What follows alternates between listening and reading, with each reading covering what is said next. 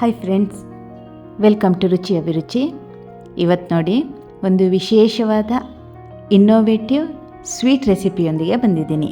ಇದನ್ನು ನಾನೇ ಇನ್ನೋವೇಟ್ ಮಾಡಿರೋದು. ಇದಕ್ಕೆ ನಾನು ಕಾಶಿ ಪೀಠ ಅಂತ ಹೆಸರಿಟ್ಟಿದ್ದೀನಿ. ಇದನ್ನು ಮಾಡ್ತಿರೋದು ಯಾವುದರಿಂದ ಗೊತ್ತಾ? ಕುಂಬಳಕಾಯಿಯಿಂದ. ಈ ಕುಂಬಳಕಾಯಿನ ಮೊದಲು ತಿರುಳನ್ನು ತೆಕ್ಕೊಂಬಿಡಬೇಕು. ತಿರುಳು ಹಾಗೆ ಬೀಜ ಏನಿದೆ ಅದನ್ನು ನಾವು ತೆಗೆದುಕೊಳ್ಳೋಣ. ಈ ಕುಂಬಳಕಾಯಿ ನಮ್ಮ ಆರೋಗ್ಯಕ್ಕೆ ಎಷ್ಟು ಒಳ್ಳೆಯದಂತ ನಿಮಗೆ ಗೊತ್ತೇ ಇದೆ.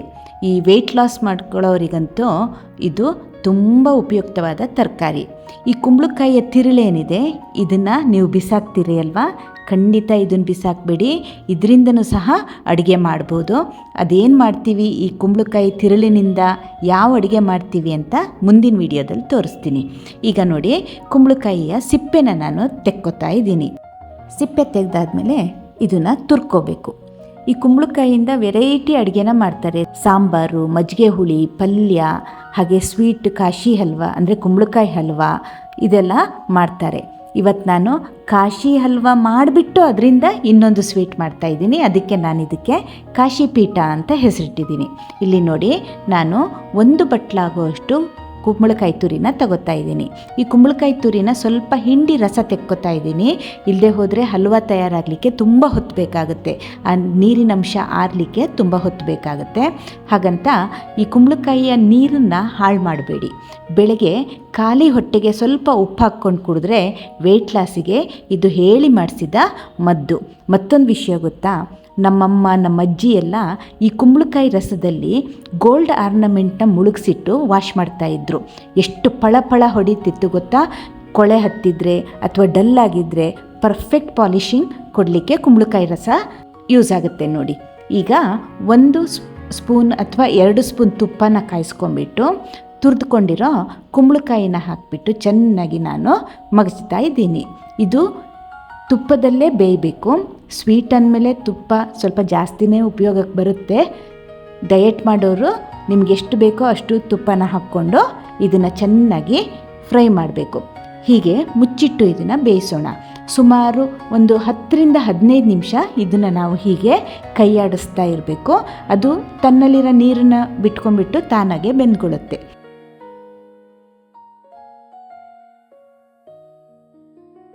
ತುಂಬ ಮೆತ್ತಗೇನು ಬೇಯೋದು ಬೇಡ. ಸ್ವಲ್ಪ ಮೆದುವಾದ ಮೇಲೆ ನಾನು ಯಾವ ಬಟ್ಲಲ್ಲಿ ಕುಂಬಳಕಾಯಿ ತುರಿ ತಗೊಂಡಿದ್ದೆ ಅದೇ ಬಟ್ಲಲ್ಲಿ ಅರ್ಧದಷ್ಟು ಬೆಲ್ಲದ ಪುಡಿನ ತಗೊಂಡ್ಬಿಟ್ಟು ಹಾಕಿ ಈಗ ಮಗ್ಚ್ತಾ ಇದ್ದೀನಿ. ಬೆಲ್ಲ ಹಾಕಿದ ಮೇಲೆ ಚೆನ್ನಾಗಿ ಕೈಯಾಡಬೇಕು. ಏಕೆಂದರೆ ಬೆಲ್ಲ ಹಾಕಿದ ಮೇಲೆ ಮತ್ತೆ ನೀರು ಬಿಟ್ಕೊಳ್ಳುತ್ತೆ. ಕುಂಬಳಕಾಯಿಯಲ್ಲಿರೋ ನೀರು ಹಾಗೂ ಬೆಲ್ಲ ಕರಗಿಬಿಟ್ಟು ಮತ್ತೆ ಇದು ತುಂಬ ನೀರು ಬಿಟ್ಕೊಳ್ಳುತ್ತೆ. ಹಾಗಾಗಿ ಕಂಟಿನ್ಯೂಸ್ ನಾವು ಇದನ್ನು ಸ್ಟರ್ ಮಾಡ್ತಾನೆ ಇರಬೇಕಾಗತ್ತೆ. ಕುಂಬಳಕಾಯಿ ಏನಿದೆ ನಮ್ಮ ಡೈಜೆಷನ್ಗೆ ತುಂಬ ಹೆಲ್ಪ್ ಮಾಡುತ್ತೆ.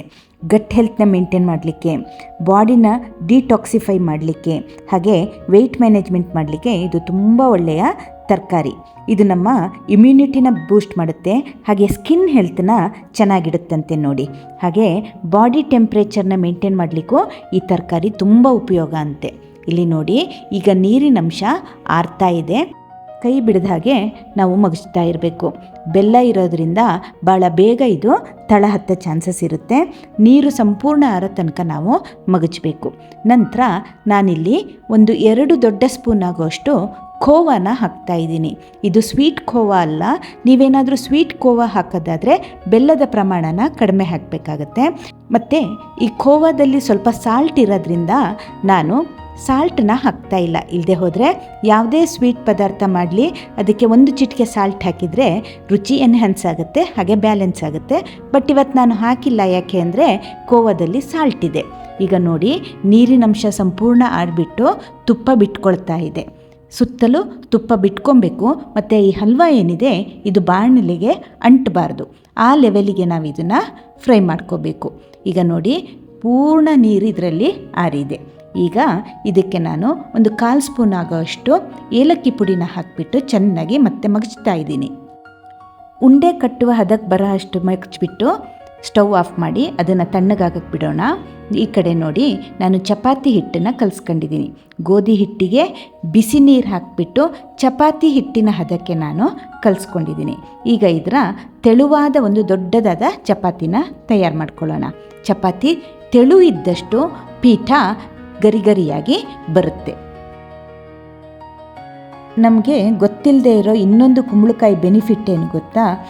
ಇದನ್ನು ಆಯುರ್ವೇದದಲ್ಲಿ ಇದಕ್ಕೆ ಮೇಧ್ಯ ಫುಡ್ ಅಂತ ಕರೀತಾರೆ. ಅಂದರೆ ಇದು ಬ್ರೈನ್ ಟಾನಿಕ್ ಅಂತ ಹೇಳಲ್ಪಡುತ್ತಂತೆ. ನೋಡಿ, ಇದು ತುಂಬ ಮನಸ್ಸನ್ನು, ಅದೇ ರೀತಿ ನಮ್ಮ ಮೈಂಡ್ನ ಕಾಮಾಗಿಡುತ್ತಂತೆ, ಆ್ಯಂಗ್ಸೈಟಿನ ರೆಡ್ಯೂಸ್ ಮಾಡುತ್ತಂತೆ, ಹಾಗೆ ಮೆಮರಿ ಪವರ್ನ ಇನ್ಕ್ರೀಸ್ ಮಾಡುತ್ತಂತೆ. ನೋಡಿ, ಈಗ ತೆಳುವಾದ ಚಪಾತಿ ರೆಡಿಯಾಗಿದೆ. ಒಂದು ಲೋಟದ ಅಂಚಿಂದ ನಾನು ಸಣ್ಣ ಸಣ್ಣ ಗಾಲಿಗಳನ್ನು ಕೊರ್ಕೋತಾ ಇದ್ದೀನಿ. ನೀವು ಲೋಟ, ಬಟ್ಲು ಅಥವಾ ಮುಚ್ಚಳ ಯಾವುದನ್ನಾರು ಯೂಸ್ ಮಾಡಿಕೊಂಡು ನಿಮ್ಗೆ ಯಾವ ಸೈಜಲ್ಲಿ ಪೀಠ ಬೇಕೋ ಆ ಸೈಜಿಗೆ ನೀವು ಗಾಲಿಗಳನ್ನು ಕೊರ್ಕೊಬೋದು. ದಿನ ಬೆಳಗ್ಗೆ ಖಾಲಿ ಹೊಟ್ಟೆಗೆ ಕುಂಬಳಕಾಯಿಯ ಒಂದು 30-50 ml ಜ್ಯೂಸ್ ಕುಡಿಯೋದ್ರಿಂದ ದೇಹಕ್ಕೆ ತುಂಬ ಒಳ್ಳೆಯದಂತೆ ನೋಡಿ. ಈಗ ಹೂರ್ಣ ಅಥವಾ ಕಾಶಿ ಹಲ್ವ ಏನಿದೆ, ಇದು ತಣ್ಣಗಾಗಿ ಉಂಡೆ ಕಟ್ಟಲಿಕ್ಕೆ ಪರ್ಫೆಕ್ಟ್ ಆಗಿದೆ. ಇದರ ಸಣ್ಣ ಸಣ್ಣ ಪ್ಯಾಟೀಸ್ನ ಮಾಡ್ಕೊಳ್ಳೋಣ. ಮಾಡ್ಕೊಂಬಿಟ್ಟು ಈ ನಾವು ಗಾಲಿ ಕೊರ್ಕೊಂಡಿರೋ ಚಪಾತಿ ಹಿಟ್ಟಿನ ಮೇಲೆ ಇದನ್ನು ಇಟ್ಕೊಂಬಿಟ್ಟು ಇನ್ನೊಂದು ಗಾಲಿಯಿಂದ ಅದನ್ನು ನಾವು ಮುಚ್ಚಬೇಕು. ನಮ್ಮ ದೇಹದಲ್ಲಿ ಪಿತ್ತದ ಅಂಶನ ಇದು ಬ್ಯಾಲೆನ್ಸ್ ಮಾಡುತ್ತಂತೆ. ಹಾಗೆ ಇದರಲ್ಲಿ ಆ್ಯಂಟಿ ಅಲ್ಸರ್ ಪ್ರಾಪರ್ಟೀಸ್ ಇದೆ ಅಂತೆ ನೋಡಿ. ಈಗ ನೋಡಿ, ಪೀಠ ತಯಾರಾಗ್ತಾ ಇದೆ. ಎಡ್ಜಸ್ನ ನಾವು ಹೀಗೆ ಲೈಟಾಗಿ ಪ್ರೆಸ್ ಮಾಡ್ಕೊಳ್ಳೋಣ. ಆಮೇಲೆ ಒಂದು ಫೋರ್ಕಿಂದ ಇದಕ್ಕೆ ಒಂದು ಡಿಸೈನ್ ಸಹ ಮಾಡ್ಬೋದು. ಇಲ್ಲ ನೀವು ಇದನ್ನು ಯಾವ ಶೇಪಲ್ಲೂ ಬೇಕಾದರೂ ರೆಡಿ ಮಾಡ್ಕೊಬೋದು. ಕರ್ಜಿಕಾಯಿ ಶೇಪಲ್ಲಾದರೂ ಇದನ್ನು ರೆಡಿ ಮಾಡ್ಕೊಳ್ಳಿ. ಮೋದಕದ ರೀತಿಯೂ ಮಾಡ್ಬೋದು, ಆದರೆ ಮೋದಕದ ರೀತಿ ಮಾಡಿದರೆ ಶಾಲೋ ಫ್ರೈ ಮಾಡಲಿಕ್ಕೆ ಬರೋದಿಲ್ಲ, ನೀವು ಡೀಪ್ ಫ್ರೈ ಮಾಡಬೇಕಾಗತ್ತೆ. ನಾನು ಡಯಟ್ ಕಾನ್ಷಿಯಸ್ ಇರೋರಿಗೆ ಹೆಲ್ಪ್ ಆಗಲಿ ಅನ್ನೋ ಉದ್ದೇಶದಿಂದ ಈ ಸ್ವೀಟ್ನ ಶಾಲೋ ಫ್ರೈ ಮಾಡ್ತಾ ಇದ್ದೀನಿ. ಈಗ ಒಂದು ಪ್ಯಾನಲ್ಲಿ 2 ಅಥವಾ 2.5 ಸ್ಪೂನ್ ಆಗೋಷ್ಟು ತುಪ್ಪನ ಹಾಕ್ಕೊಂಬಿಟ್ಟು ಚೆನ್ನಾಗಿ ಕಾಯಿಸ್ಕೋಬೇಕು. ತುಪ್ಪಕ್ಕಾದಮೇಲೆ ಈ ಪೀಠನ ಅದ್ರ ಮೇಲಿಟ್ಟು 2 ಕಡೆ ಗೋಲ್ಡನ್ ಬ್ರೌನ್ ಕಲರ್ ಬರೋ ತನಕ ನಾವು ಇದನ್ನು ರೋಸ್ಟ್ ಮಾಡ್ಕೋಬೇಕು. ಡೀಪ್ ಫ್ರೈ ಆದರೂ ಮಾಡ್ಬೋದು, ನಿಮಗೆ ಬಿಟ್ಟಿರ್ತಕ್ಕಂಥದ್ದು. ನೋಡಿ, ಈಗ ಚೆನ್ನಾಗಿ ಇದು ರೋಸ್ಟ್ ಆಗ್ತಾ ಇದೆ. ಸ್ವಲ್ಪ ಇದರ ಎಡ್ಜಸ್ನ ಪ್ರೆಸ್ ಮಾಡಿ, ಏಕೆಂದರೆ ಎಡ್ಜಸ್ ಸ್ವಲ್ಪ ದಪ್ಪ ಇರೋದ್ರಿಂದ ಬೇಯಬೇಕಾಗುತ್ತೆ ಅದು ಚೆನ್ನಾಗಿ. ಸ್ವಲ್ಪ ಅದನ್ನು ಪ್ರೆಸ್ ಮಾಡಬೇಕು. ತಳಭಾಗ ಚೆನ್ನಾಗಿ ರೋಸ್ಟಾಗಿ ಬ್ರೌನ್ ಕಲರ್ಗೆ ಬಂದಮೇಲೆ ಇದನ್ನು ಮಗ್ಚಾಕಬೇಕು. 2 ಕಡೆ ಇದು ಗೋಲ್ಡನ್ ಬ್ರೌನ್ ಕಲರ್ ಬರೋ ತನಕ ನಾವು ಶಾಲೋ ಫ್ರೈ ಮಾಡಬೇಕಾಗುತ್ತೆ.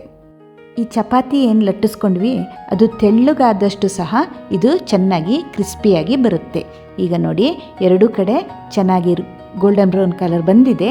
ಹಾಗೆ ಎಡ್ಜಸ್ನು ಸಹ ಸ್ವಲ್ಪ ಪ್ರೆಸ್ ಮಾಡ್ತಾ ಇದ್ದೀನಿ, ಯಾಕೆಂದರೆ ಅದು ದಪ್ಪ ಇರೋದ್ರಿಂದ ಅಲ್ಲಿ ಚೆನ್ನಾಗಿ ಬೇಯಬೇಕಾಗುತ್ತೆ. ಹೀಗೆ ಇನ್ನೊಂದು ರೌಂಡ್ ಪೀಠಾಸ್ನ ನಾನು ಫ್ರೈ ಮಾಡ್ತಾ ಇದ್ದೀನಿ.